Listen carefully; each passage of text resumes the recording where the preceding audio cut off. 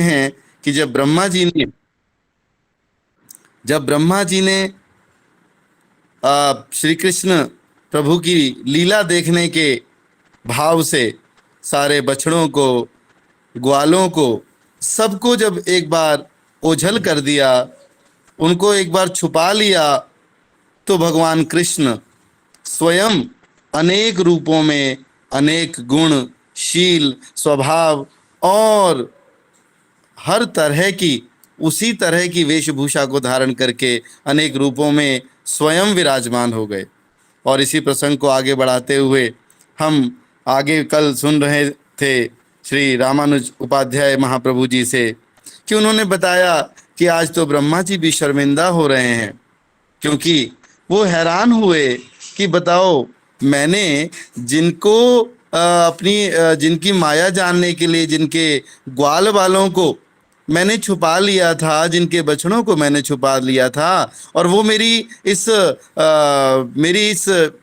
जो ब्रह्म माया में वो मेरे पास यहाँ सुप्त पड़े हैं, अचेत अवस्था में पड़े हैं।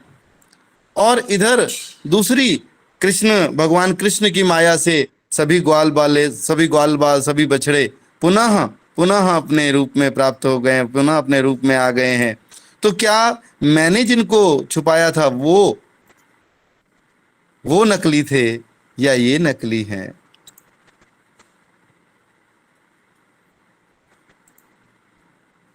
इस प्रकार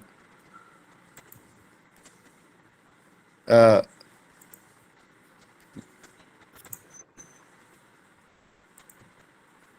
मैं एक क्षमा चाहता हूं।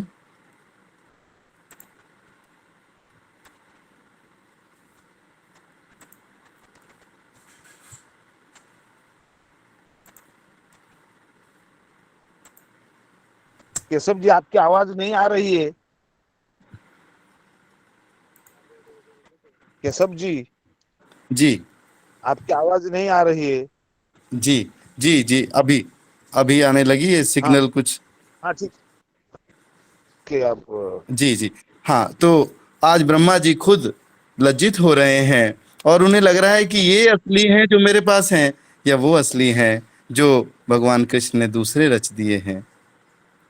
तो इस प्रकार आगे बढ़ते हुए हमें आज हम बड़ी ही विनम्रता के साथ प्रार्थना करते हैं महाप्रभु हरिप्रिय महाप्रभु जी के चरण कमलों में कि हमें आगे के प्रसंग की ओर ले चलें और हमारा मार्गदर्शन करें।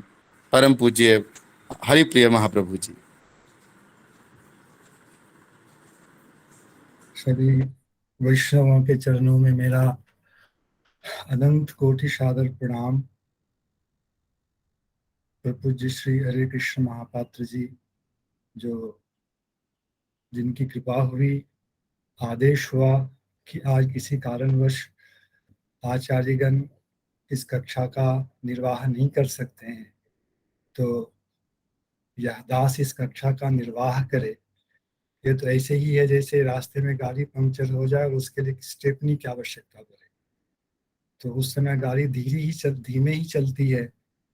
मैं तो आप लोगों के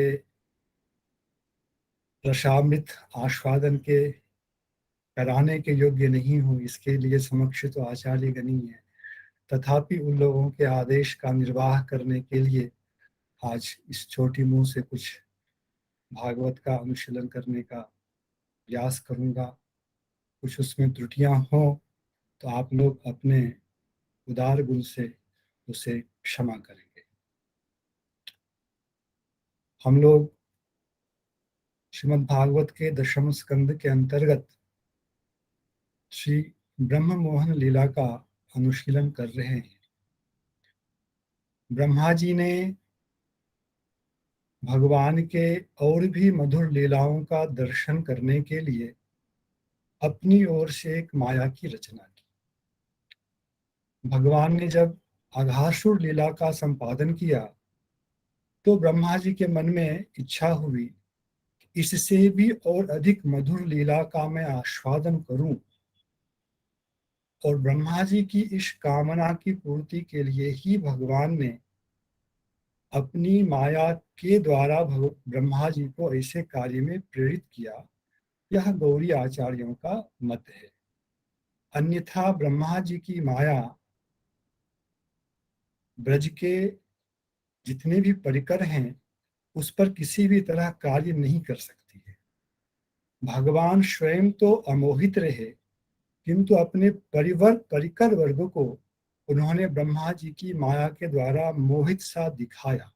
वस्तुतः मूल में वह माया शक्ति, योग माया शक्ति ही है, भगवान की शक्ति है, ब्रह्मा जी की नहीं। इसलिए श्लोक संख्या 46 में जो 45 में जो उपमा दी गई, तम्यां तमोवन्नैहारं खद्योतार्चिरिवाहनि महतीतरमायेष्यं निहन्त्यात्मनि युञ्जतः। ब्रह्मा जी की स्थिति यही थी। ब्रह्मा जी यह नहीं समझ पा रहे हैं कि यह भगवान की योग माया के प्रभाव से मैं ऐसा कर रहा हूं। ब्रह्मा जी समझ रहे हैं मैं अपनी माया शक्ति के द्वारा कुछ कर रहा हूं, भगवान की भगवत्ता की परीक्षा ले रहा हूं, किंतु स्थिति ऐसी नहीं थी। ब्रह्मा जी की माया इस जो है उसके द्वारा निहत हुई। श्लोक में जो शब्द है निहंति आत्मनि युंजिता,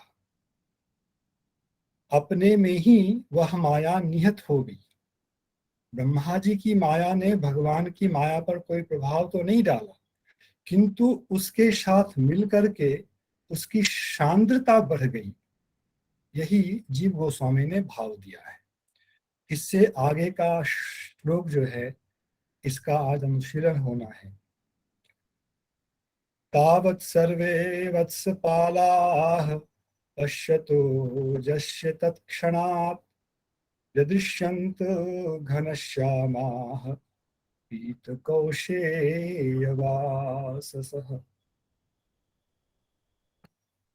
श्लोक का अन्वय है तावत,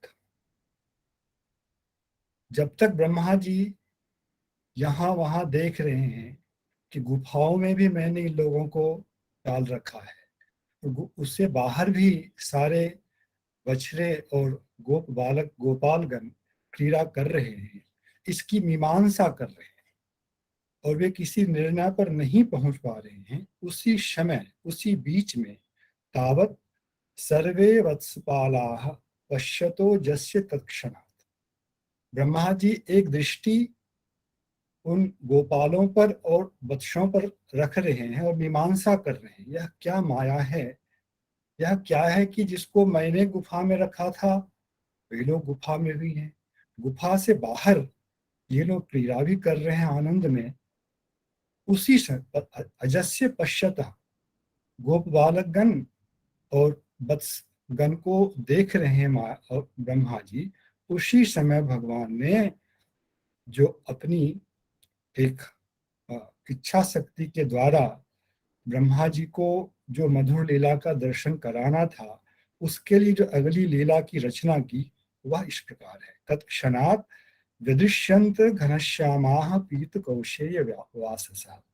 ब्रह्मा जी ने देखा सर्वे वत्सपालाः, वत्सपाल तो सामान्य रूप से गोपाल ही कहलाएंगे यहाँ पर, किंतु आचार्यों ने इसका जो विग्रह किया है वत्साश्च पालाश्च, इस प्रकार से बछड़ेगण और गोपालगण ये सभी ब्रह्मा जी के समक्ष जो हैं घनश्याम रूप में और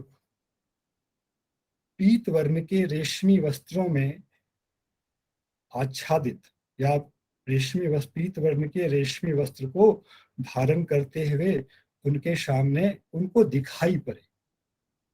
व्यदृश्यंत, ब्रह्मा जी ने देखा, यह कर्तृत्व ब्रह्मा जी पर यहाँ नहीं दिया गया है। आचार्यों ने आगे टीका से हम लोग इस विषय का अनुशीलन करेंगे कि भगवान ने ही इन इतने रूपों में ब्रह्मा जी को अपने आप को दिखाया। व्यदृश्यंत ये बहुवचन का प्रयोग है। यहां से लेकर 46वें श्लोक से लेकर 9 श्लोकों तक इसी का विस्तार है कि उन गोप बालकों का और बछड़ों का कैसा स्वरूप था जो ब्रह्मा जी ने देखा, उसी का विस्तार आगे। चतुर्भुजा शंख चक्र गदा राजीव पाणयः किरीटनः किरीटिनः कुण्डलिनो हारिणो वनमालिनः श्रीवत्साङ्गदो रत्न कम्बुकङ्कणपाणयः नूपुरैः कटकैर्भाताः कटिसूत्रांगुलीयकैः। यहाँ आकर पहला जो है क्षमापन है, भाता सर्वे वत्सपालाः कीदृश रूपेण भाता, इस रूप से ब्रह्मा जी के सामने वे लोग प्रकाशित हुए। उसमें जो विशेषण है घनश्यामाः, घन इव श्यामाः, यहाँ उपमान है घन और उपमान उपमेय उभयस्थ धर्म वचन है श्याम। यह कर्मधारय समास का पद है। घनश्यामाः पीत कौशेय वाससः, पीतानि च कौशेयानि च वासांसि येषाम्, यह बहुव्रीहि समास है। चतुर्भुजा, चार भुजाएं उन लोगों की थी। शंख चक्र गदा राजीव पाणयः, और उसमें भुजा के अग्रभाग में शंख चक्र गदा और कमल, ये उनकी भुजाओं में थे। ये दोनों भी बहुव्रीहि समासी हैं। किरीटिनः कुंडलिनः हारिणो वनमालिनः, सबके सर पर मुकुट हैं, कानों में कुंडल हैं, गले में हार हैं और गले में ही वनमाला भी है। श्रीवत्सांग गद दो रत्न कंबु कंकण पाणयः, इसमें समास थोड़ा विचित्र सा है। अलग अलग प्रकार से आचार्यों ने यहाँ विग्रह वाक्य बनाया है, तो उसका अनुशीलन हम लोग जब आचार्य की वाणी का अनुशीलन करेंगे तभी पढ़ेंगे। सामान्य अर्थ यही है, श्रीवत्स है, उनके वक्षस्थल पर, भुजाओं में अंगद है, रत्न में शंख के समान 3 रेखाओं वाले कंकण हैं उन लोगों के हाथों में। नूपुरैः, चरणों में नूपुर हैं। कटकैः, और जैसे हाथ का वलय होता है वैसे ही पाद का जो वलय होता है उसे यहाँ कटक कहा गया है। कटिसूत्रांगुलीयकैः, कटी भाग में जो है वह करधनी है, कांची है। उस सूत्र में छोटी छोटी घंटियां लगी हुई हैं जिससे कि मधुर ध्वनि होती है, और हाथ और चरणों की अंगुलियों में जो है अंगूठियां हैं। इस प्रकार से सारे वत्सपालगण और वत्सगण ब्रह्मा जी के सामने प्रकट हुए, उन्हें दिखाई पड़े। यहाँ श्री श्रीधर स्वामीपाद अपनी टीका में कह रहे हैं, अन्यदपि आश्चर्यमाह। पहला तो आश्चर्य यह था कि ब्रह्मा जी ने गुफा में उन लोगों को छुपा कर रखा था, किंतु गुफा के बाहर भी उतनी ही संख्या में वे सभी थे और सब लोग आनंदित थे। यह प्रथम आश्चर्य ब्रह्मा जी ने देखा। उसके बाद जो अगला आश्चर्य देखा उसका वर्णन यहाँ किया जा रहा है। तावदिति, अन्यदपि आश्चर्यमाह तावदिति। वत्सपालाः वत्साः पालाश्च सर्वे, वत्साः पालाश्च सर्वे, इस तरह से यहाँ विग्रह किया। वत्साः पालाश्च वत्सपालाः ते सर्वे, और यष्टि विषाणादयश्च, यहाँ श्रीधर स्वामीपाद ने जो सर्वे शब्द है उसके अंतर्गत जो उन लोगों के हाथ में जो भी छोटी लघुटी है, विषाण है, ये सब भी चतुर्भुज रूप में या ऐसे रूप में जो है प्रकट हो गए। सामान्य रूप से श्लोक को पढ़कर हम लोगों के मन में यही लगता है कि सर्वे शब्द जो है यह वत्सपाला से ही अन्वित है, किंतु श्रीधर स्वामी ने वत्सपाला के अतिरिक्त सर्वे शब्द के द्वारा जो भी उन लोगों के हाथ में उपकरण थे, गोपालों के हाथ में, उन सबको ही ग्रहण किया है। यह एक विशेष बात श्रीधर स्वामी पाद ने कही। और फिर अगले श्लोक में श्रीवत्सांगद दो रत्न कंबु कंकन पाणय, यहाँ श्रीधर स्वामी पाद ने जो इसका विग्रह किया है, इसमें दो पद उन्होंने बनाया है। पहला है श्रीवत्सांगद दह, यह एक पद है, और रत्न कंबु कंकण पाणय यह दूसरा पद है। और फिर इन दोनों का जो है उन्होंने इतरेतर द्वंद्व किया है। तो पहला जो पद है श्रीवत्सांगद दह, इसका उन्होंने यहाँ जो विग्रह लिखा है, श्रीवत्स प्रभायुक्तानि अंगदादीनि, अर्थात उन सभी मूर्तियों के श्रीवक्ष पर जो है वह श्रीवत्स जो है शोभायमान है। श्रीवत्स जो है यह भगवान विष्णु का वह असाधारण लक्षण है जो भगवान विष्णु के अतिरिक्त और किसी के शरीर पर नहीं होता है। ब्रह्मा शिव जी के शरीर पर श्रीवत्स रूप लक्षण नहीं होता है। और यह श्रीवत्स जो है दक्षिण जो स्तन है उसके ऊपर एक दक्षिणावर्त रोमावली के रूप में होता है, और उससे जो कांति निकल रही है वह है श्रीवत्स प्रभा। उस कांति से युक्त उनके शरीर के ऊपर जो भी आभूषण, अंगद श्रीवत्स से सबसे निकटतम आभूषण है। उनकी भुजाओं में जो अंगद है वह कोहनी के ऊपर हुआ करता है, और श्रीवत्स जो है वह स्तन के ऊपर है, तो दोनों की समीपता है। और अंगद को उपलक्षण मानकर वहां गले में जो माला है, रत्नों का हार है, उस सबको श्रीधर स्वामी ने यहाँ ग्रहण किया है। तो श्रीवत्स प्रभा युक्तानि अंगदादीनि दोषु अर्थात भुजेषु येषां ते वत्सपाल ते सर्वे वत्सपाला, यह प्रथम भाग है इस विग्रह वाक्य का। द्वितीय भाग जो है रत्न कंबु कंकण पाणय, रत्नमयानि रत्न खचितानि कंबुवत त्रिधाराणि कंकणानि पानीषु येषाम यह दूसरा जो है समस्त पद है। रत्नों से खचित कंकन है, और वह कंकन कैसा है इसके लिए जो उपमान यहाँ दिया गया है वह है कंबुवत। शंख का जो मुख होता है, मुख के नीचे रेखा होती है गोल गोल, इस तरह की 3 गोल गोल रेखाओं से युक्त कंकन है। और ऐसे कंकन जिनके हाथों में विद्यमान है, ऐसे सर्वे वत्सपाला। और फिर ये 2 अलग अलग जो हैं समस्त पदों को उन्होंने फिर एक पद बनाया है, जिससे बना श्रीवत्सांगद दो रत्न कंबु कंकण पाणय। तो समास के विषय में श्रीधर स्वामी पाद ने इतना ही कहा है। इससे अतिरिक्त जो भाव श्री जीव गोस्वामी दे रहे हैं, यह उनकी टीका से हम लोग पढ़ेंगे।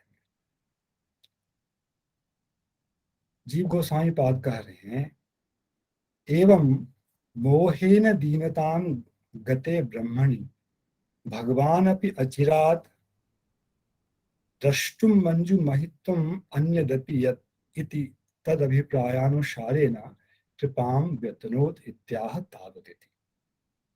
इस लीला के पूर्व में, अघासुर लीला के बाद, ब्रह्मा जी के मन में जो और भी मधुर लीलाओं को देखने का भाव आया था, उसका वर्णन सुखदेव गोस्वामी ने 13वें अध्याय के 15वें श्लोक में किया है। अम्भो जन्म जनिस्तदंतर्गतो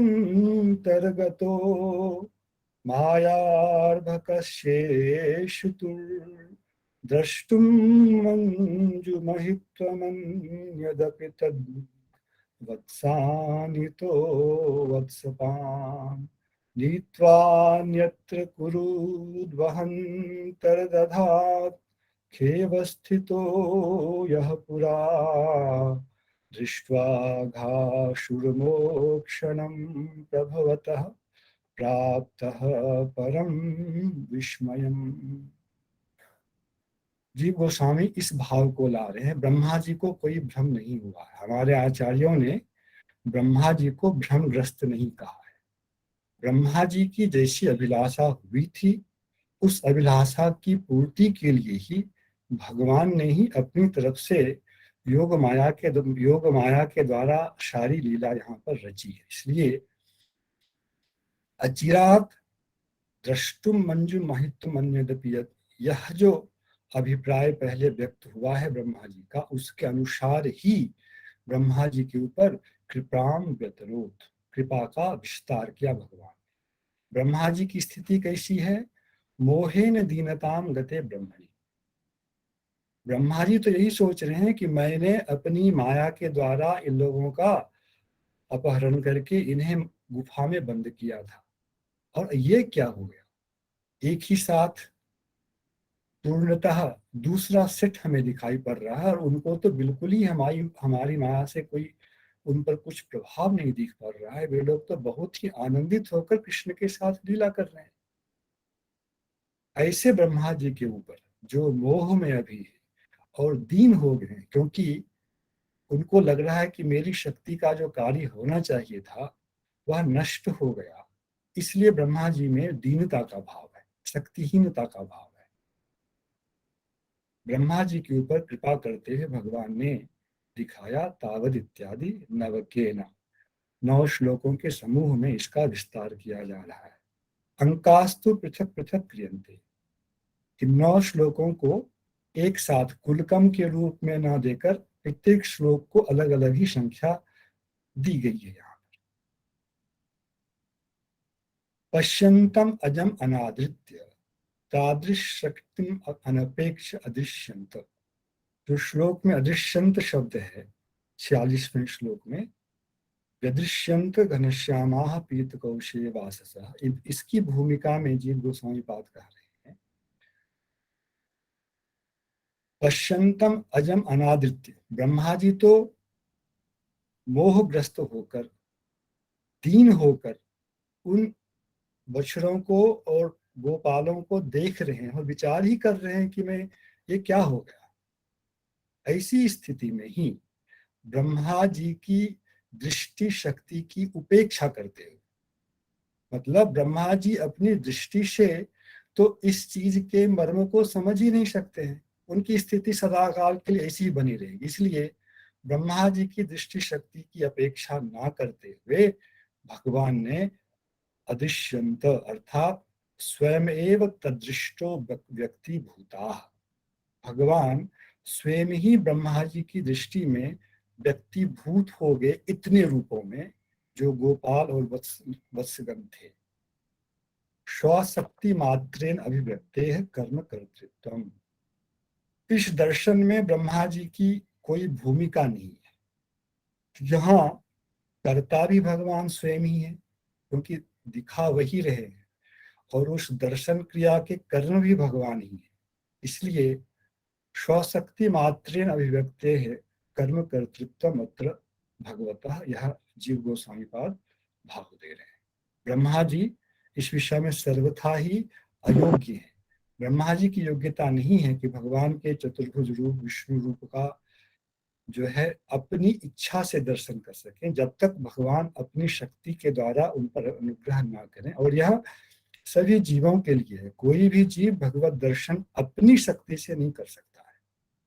भजन के द्वारा भगवान की जो कृपा शक्ति संचरित होती है, उसके द्वारा ही भगवान का साक्षात्कार जीवों को प्राप्त होता है। यह 46वें श्लोक में जीव गोस्वामी ने कहा।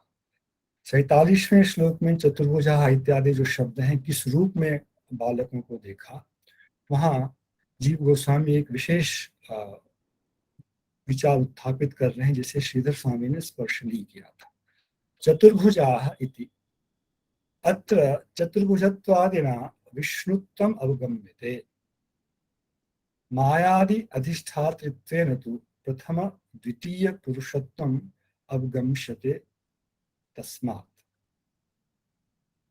यहाँ जिस रूप का भगवान ने ब्रह्मा जी को दर्शन कराया, उस रूप का वैशिष्ट क्या है? भगवान के अनंत रूपों में, अनंत विलासों में से वह रूप विशेष किस श्रेणी का है, इसका विवरण जीव गोस्वामी पाद दे रहे हैं। चतुर्भुजत्वादिना विष्णुत्वम अवगम्यते। ऐसे सामान्य रूप से तो सभी विष्णु हैं, भगवान भी, श्री कृष्ण भी विष्णु ही है, इसलिए उसका विवरण दे रहे हैं।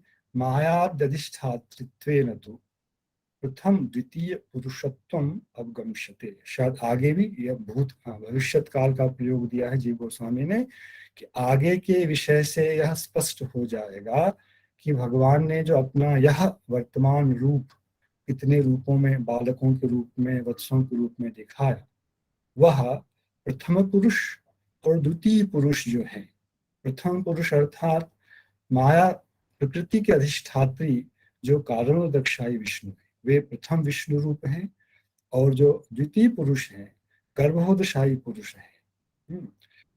इन दोनों का मिश्रण अभी इस रूप में है जो ब्रह्मा जी देख रहे हैं। इससे ऊपर ब्रह्मा जी नहीं देख पा रहे, और इस विषय में प्रमाण वे दे रहे हैं। यह ब्रह्मा जी की अपनी ही उक्ति है जो उन्होंने द्वितीय स्कंध में नारद जी के प्रति की है।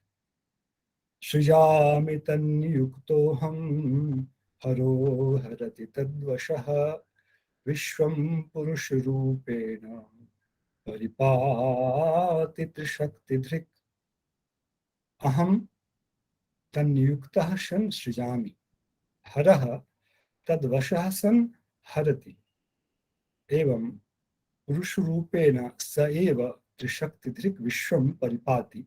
यह श्लोक का अन्वय है। अर्थात मैं भगवान के द्वारा नियुक्त होकर इस विश्व का सृजन करता हूँ। यह सृजन जो है प्रारंभिक सृजन नहीं है। प्रारंभिक सृजन जो प्रथम पुरुष और द्वितीय पुरुष के द्वारा हो जाता है, उसके बाद अनंत ब्रह्मांडों का सृजन प्रथम पुरुष के द्वारा, और द्वितीय पुरुष जो गर्भोदशाई विष्णु है उनके द्वारा विराट रूप का सृजन हो जाने के बाद जो सृष्टि होती है, वह ब्रह्मा जी के द्वारा की हुई सृष्टि होती है। उतने मात्र के लिए ब्रह्मा जी यहाँ कह रहे हैं, हम तन्नियुक्तः विश्वं सृजामि, तथा हरः तद्वशः सन् विश्वं हरति। हरः अर्थात यहाँ शिव जी उनके ही अधीन होकर विश्व का हरण करते हैं, और वे स्वयं त्रिशक्ति धृक्, त्रिशक्ति धृक् से यह व्यंजित हो रहा है कि मूल में सारे शक्तियों को धारण करने वाले जो हैं वे स्वयं हैं। हम लोगों में थोड़ी बहुत शक्तियों का संचार कर वे ऐसे कार्यों को करा लेते हैं। त्रिशक्ति धृक् विष्णु पुरुष रूपेण विश्वं परिपाति। अब यहाँ जो पुरुष रूपेण है, यद्यपि यह तृतीय पुरुष से संबंधित है, जो हम लोगों के यहाँ क्षीरोदशाई विष्णु के रूप में जाने जाते हैं, किंतु विष्णु हमेशा ही त्रिशक्ति धृक् है। यहाँ त्रिशक्ति धृक् में जो तीन बहिरंगा शक्तियां हैं, उनका ही परामर्श यहाँ ऐसा प्रतीत होता है। ऐसे त्रिशक्ति धृक् में जीव शक्ति, प्रकृति शक्ति और स्वरूप शक्ति, यह भी एक अर्थ हो सकता है। अथवा बहिरंगा शक्तियों में से ही माया शक्ति, काल शक्ति और जीव शक्ति, जो कि इन तीन, जो कि शक्तियां इस विश्व के उपादान के रूप में है। काल शक्ति को उपादान तो नहीं कहते हैं, वह निमित्त ही है, किंतु ले ले उसको उस रूप में, तो तीन बहिरंगा शक्तियों के द्वारा पुरुष रूप से इस विश्व का वे पालन करते हैं। यह भी एक भाव यहाँ आ सकता है। जैसा भी अर्थ करे दोनों मान्य है। इति ब्रह्मवाक्यात् ब्रह्मांडं प्रति च तत्तत्कार्याय सर्वशक्ति व्यंजकतया प्रायोः विष्णोः एव आविर्भाव श्रवणात् त्रयाणाम् अभेद ज्ञापनार्थमेव व्यामिश्रत्वेन आविर्भावोऽयं ज्ञेयः। जीव गोस्वामी कह रहे हैं, यह जो ब्रह्मा जी का वचन है द्वितीय स्कंध के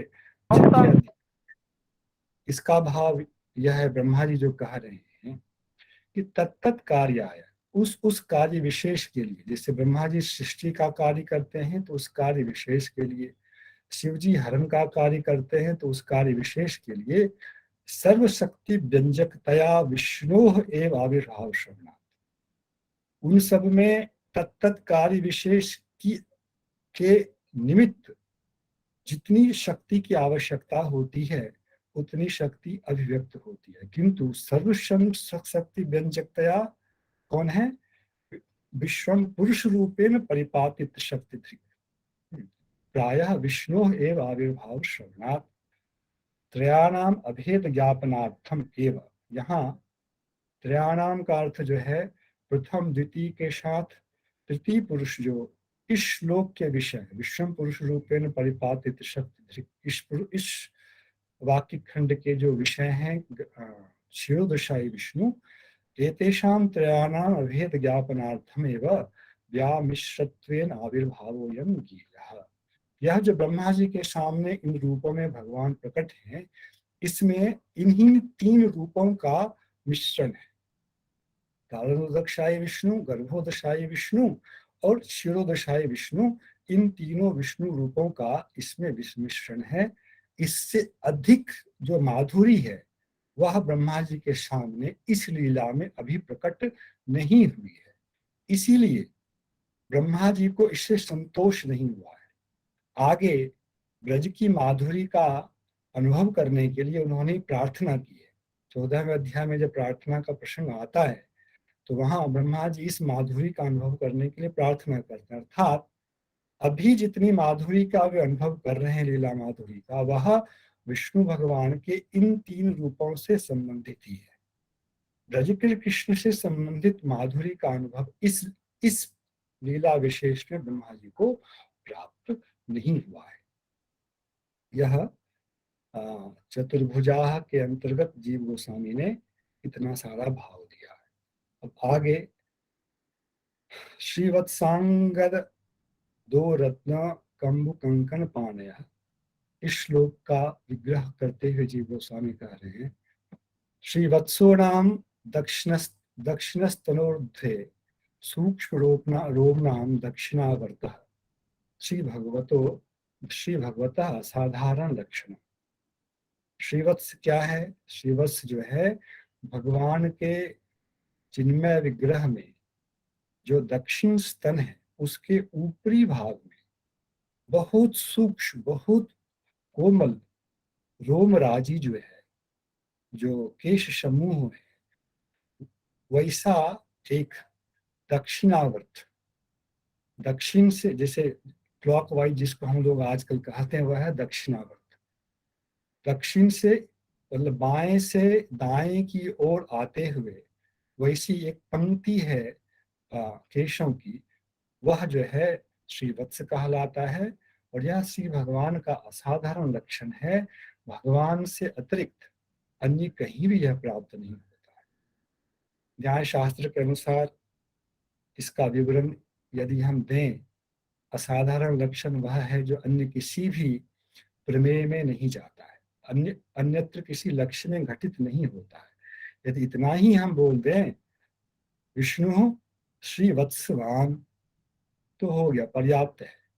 कहीं अतिव्याप्ति अव्याप्ति का दोष इसमें नहीं लगेगा। यह असाधारण लक्षण जो है यह श्री भगवान का है, श्रीवत्स का होना।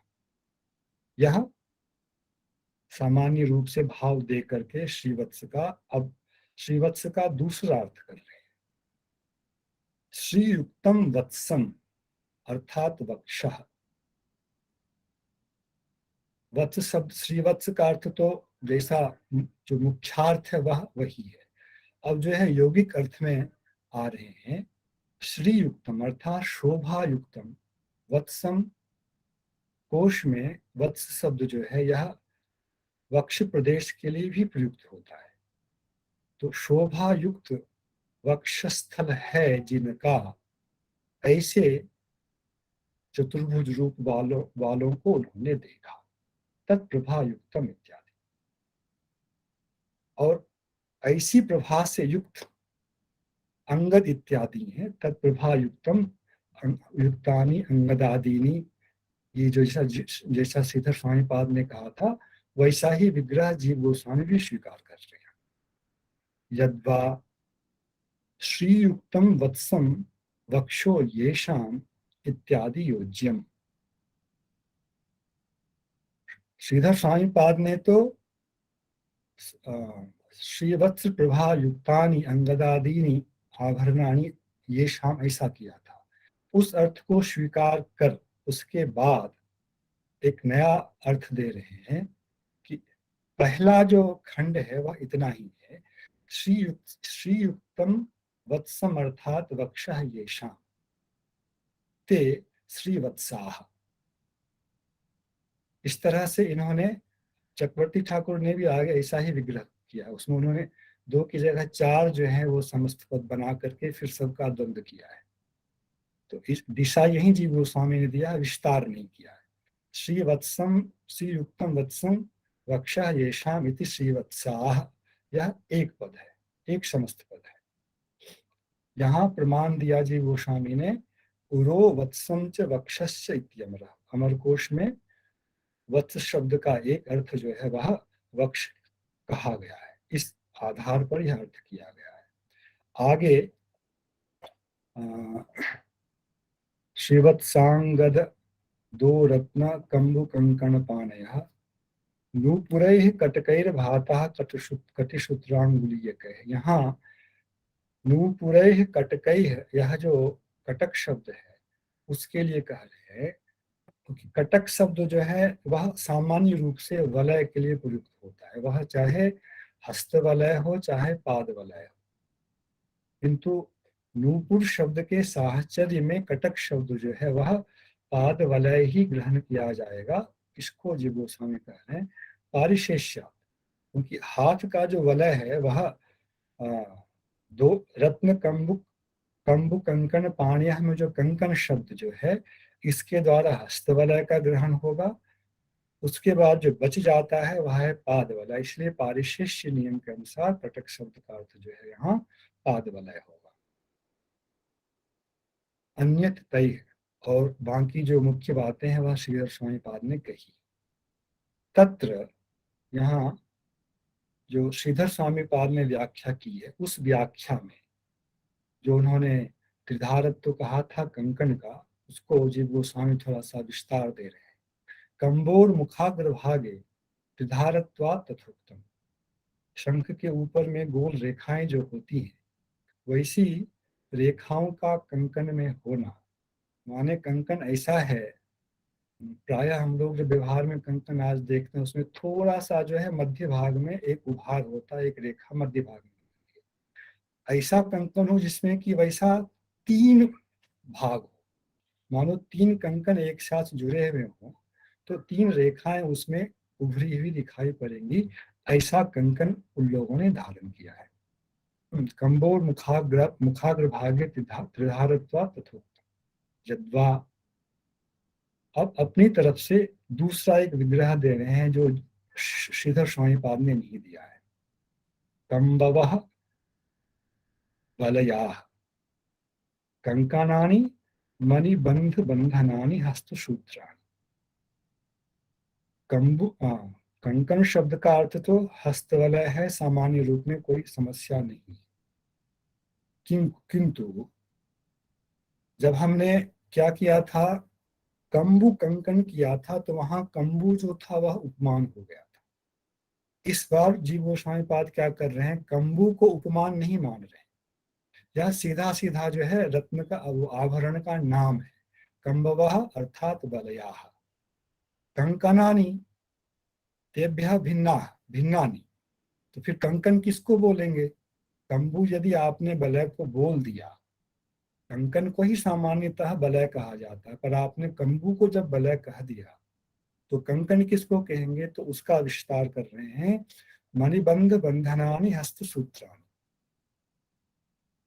कलाई जो है, जो मणिबंध है, पानी और भुजा को जो जोड़ने वाला भाग जो है मणिबंध है, उस मणिबंध पर जो है वहां सूत्र है, जिसे हम लोग पूजा के समय सूत्र बांधते हैं, उस उसकी उसके समकक्ष एक आवरण की चिंता जीव गोस्वामी यहाँ कर रहे हैं कि उस तरह का एक सूत्र जो है वह मौली बांधते हैं ना, वैसा कुछ जो है भगवान के उन बालकों के चतुर्भुज बालकों के की कलाई पर है। कंबुशाद वलय शंखित इत्यमरस्य नानार्थात और कंकणम करभूषणम इति निर्वर्गात, यहाँ इन्होंने अपने इस अर्थ के लिए प्रमाण दिया जीव गोस्वामी पाद ने। कंबुशाद वलय शंखे, शंख के अर्थ में जब कंबु लेंगे तो कंबु वहां उपमान होगा, और जब वलय के अर्थ में साक्षात अभिधा अर्थ ही है कंबु शब्द का वलय, इसलिए हमने कंबु शब्द का अर्थ वलय किया। तब जो कंकण शब्द रह जाता है तो कंकण का सामान्य अर्थ करभूषण, वह भले ही हस्तवलय के अर्थ में रूढ़ है, किंतु शब्दकोश में करभूषण मात्र कहे जाने से उसके लिए हमें एक अन्य अर्थ का अवकाश है कि वह मणिबंध में सूत्र द्वारा रचित एक आभरण है। तत्र तत्र क्षीर स्वामिना तथा तथा व्याख्यानात, और कह रहे हैं यह जो मैंने व्याख्या की है इसमें मेरा कोई मनमानापन नहीं है। अमर कोश की टीका करते हुए क्षीर स्वामी पाद ने भी इस तरह का व्याख्यान किया है, इसलिए व्याख्या में कोई असंगति नहीं है। इस प्रकार से जीव गोस्वामी पाद ने इन 3 श्लोकों का भाव दिया। अब श्री विश्वनाथ चक्रवर्ती की टीका का अनुशीलन करते हैं हम लोग। जी विश्वनाथ चक्रवर्ती थोड़ा सा रस लाते हैं। वे कह रहे हैं तावदिति, तावत जो शब्द का श्लोक का प्रारंभिक शब्द है, तावत सर्वे वत्सपाला, वत्सपाला, वहां तावत शब्द का अर्थ क्या है? यावत एवं ब्रह्मा मीमांसमाना व्यामुह्यति स्म, जब तक ब्रह्मा जी जिस काल में ब्रह्मा जी यह मीमांसा करते हुए विमोहित हो रहे थे कि यह क्या हो गया, यह कैसी माया होगी, मेरी माया का निवारण कैसे हो गया।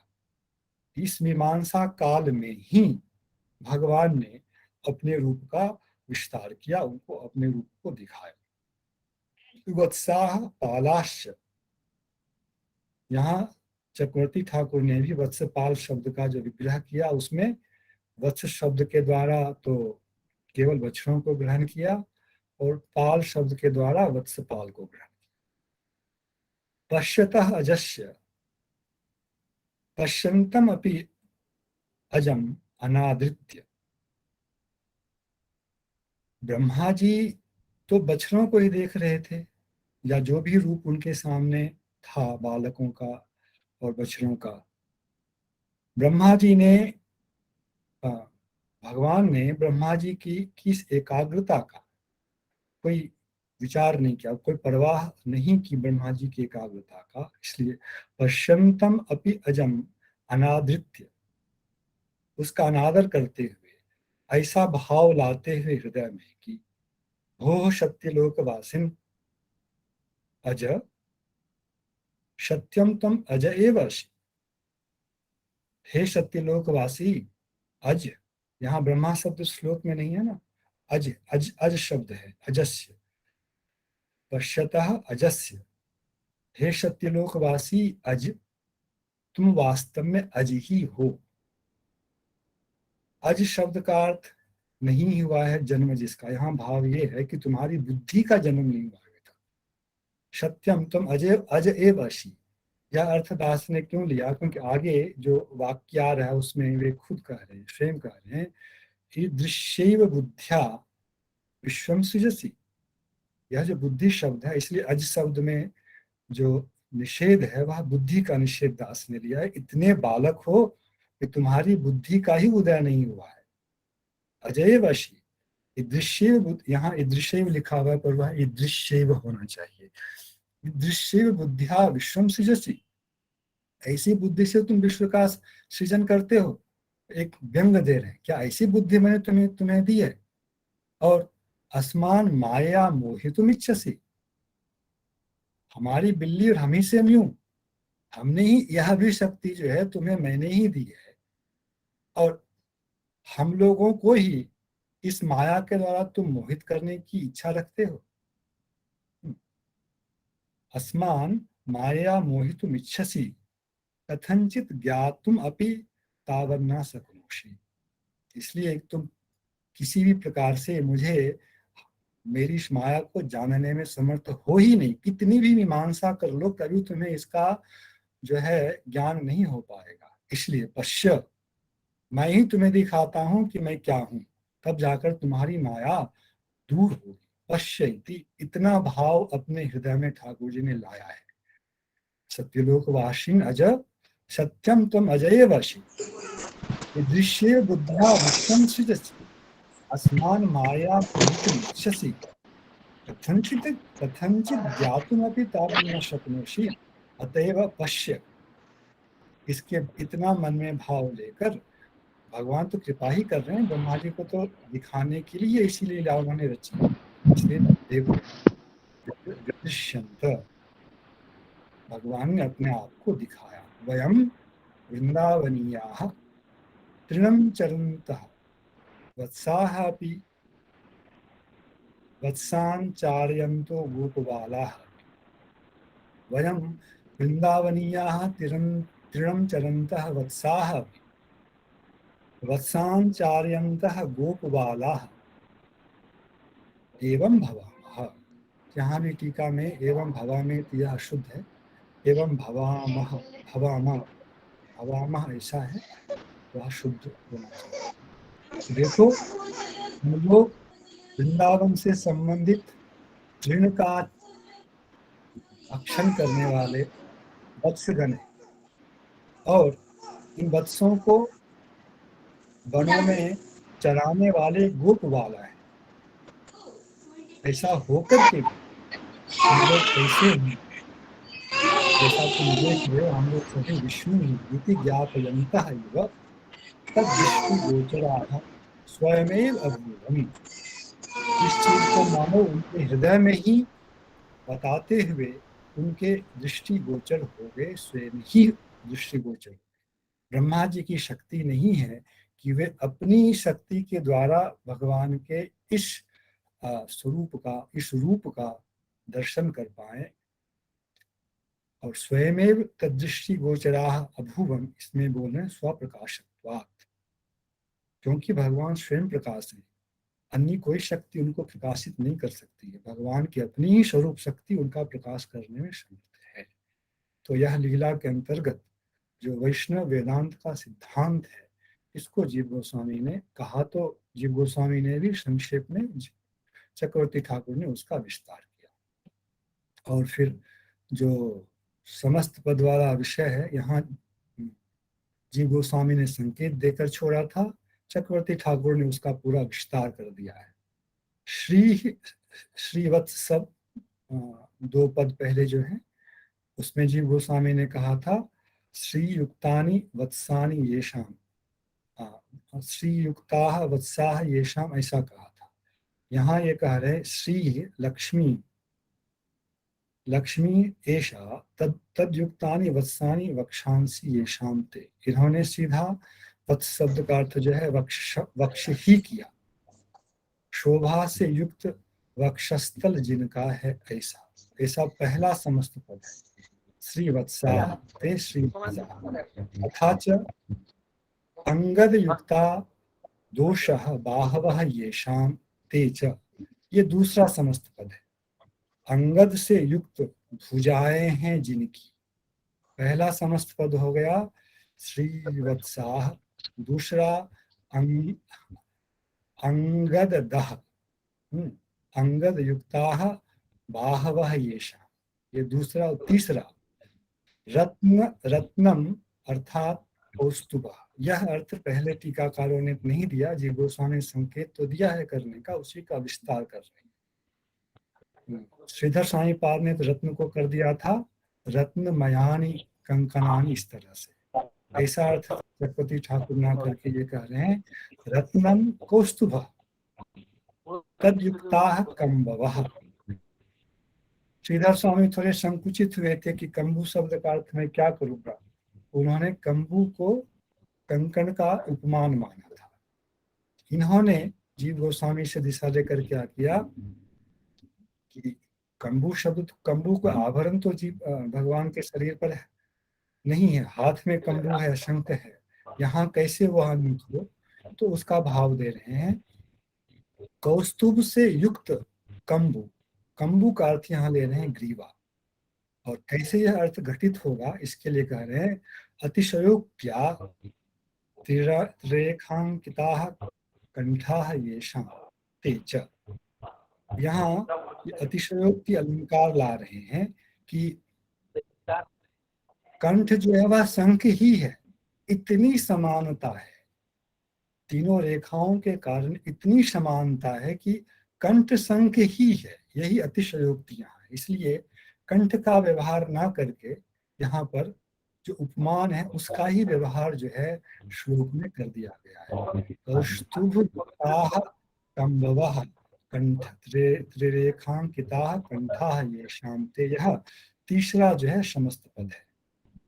और चौथा जो है कंकण युक्ताः पाणयः येषां, कंकण से युक्त पानी हाथ हैं जिनके, इस तरह से कंकण पाणयः, चार समस्त पद, और इन चारों का फिर से जो है द्वंद्व किया गया है, तब जाकर के श्रीवत्सांगद दो रत्न कंबु कंकण पाणयः। अतएव जीव गोस्वामी को जैसे थोड़ा सा अलग करना पड़ा था, कटक शब्द का अर्थ एक करने के, कटक नहीं, कंकण शब्द का अर्थ जो है करभूषण किया था, तो थोड़ा अलग दिशा उनको ग्रहण करनी पड़ी थी। यहाँ इन्होंने चारों समस्त पदों को अलग अलग करके बस एक जगह इन्होंने थोड़ा सा जो है अतिशयोक्ति अलंकार का प्रयोग किया, बाकी सब कुछ जो है वह सामान्य ही है।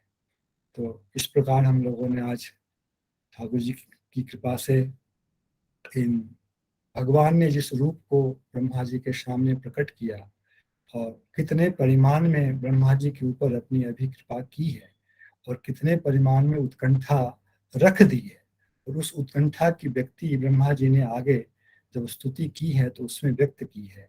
इसको आचार्यों की दी हुई दिशा के अनुसार हम लोगों ने अनुशीलन किया।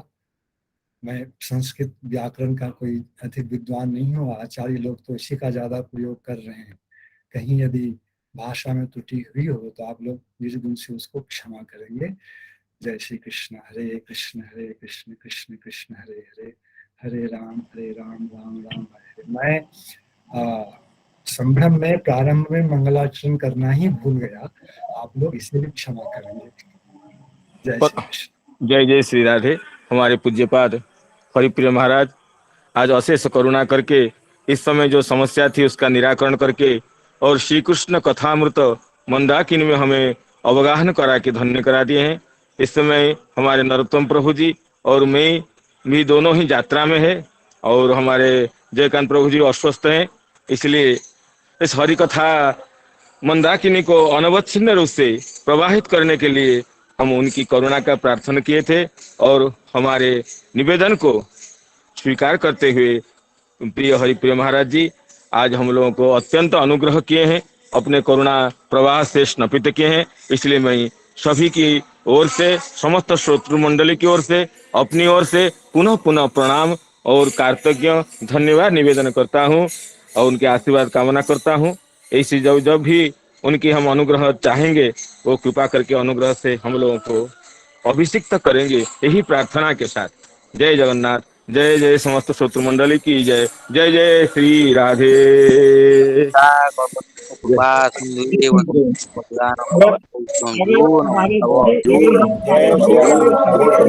प्रणाम प्रणाम। अगर हम लोग समस्या में नहीं होते तो महाराज जी की कृपा कैसे प्राप्त हो रही थी।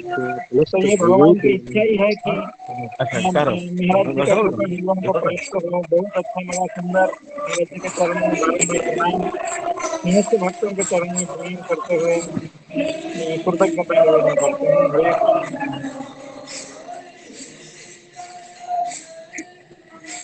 कृष्ण।